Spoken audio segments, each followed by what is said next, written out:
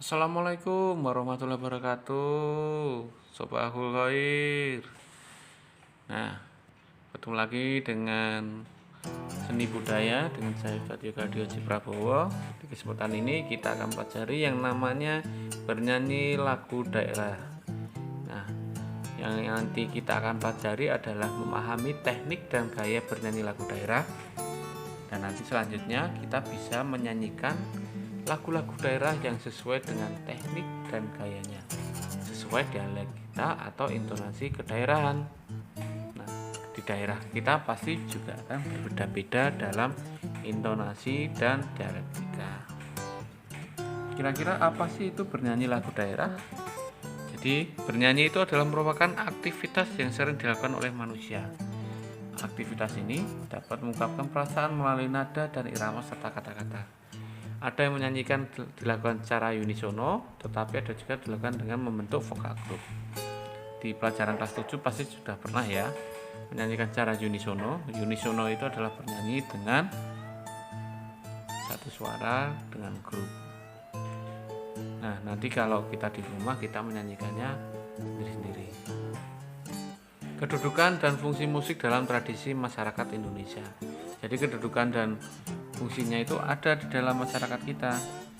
Jadi pada intinya adalah secara umum musik berfungsi sebagai media rekreatif atau hiburan untuk menanggalkan segala macam kepenatan dan keletihan dalam aktivitas sosial budaya sehari-hari. Nah, apa saja sih fungsi-fungsi musik bagi masyarakat?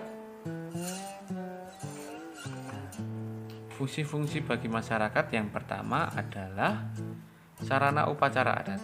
Musik daerah bukan objek yang otonom atau berdiri sendiri.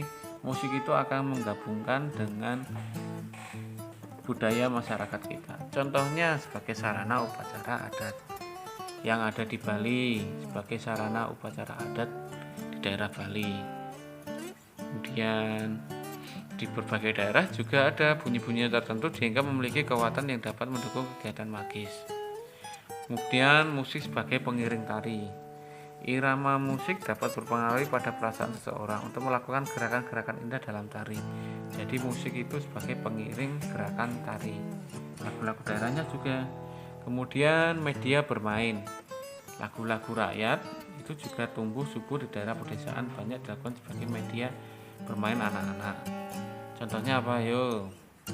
Contohnya lagu Lirilir yang ada di Jawa, kemudian Manuk Dadali di Jawa Barat, kemudian juga ada Suara Jamu yang ada di Jogja dan di Jawa Tengah.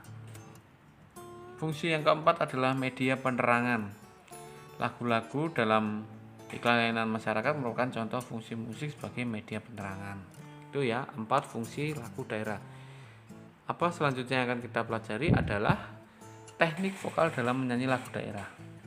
Teknik vokal selain ditentukan oleh organ-organ tubuh, mutu dan pembentukannya, suara manusia juga didukung oleh beberapa teknik vokal.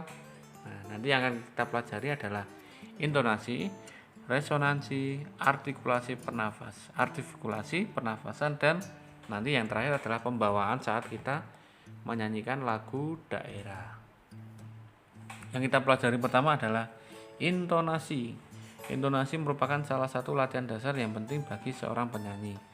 Karena tanpa pembenahan intonasi, suara yang dihasilkan menjadi sumbang dan tidak merdu. Istilah intonasi mempunyai pengertian yang berbeda apabila diterapkan dalam bahasa atau seni vokal. Banyak sukata yang memiliki teknik pengucapan tersendiri. Itu ya intonasi. Jadi itu sebagai hal yang penting dalam kita bernyanyi. Selanjutnya adalah artikulasi. Ya.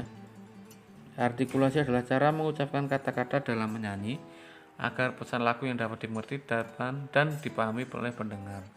Artikulasi itu penting, jadi biar agar lebih jelas saat kita mengucapkan atau bernyanyi.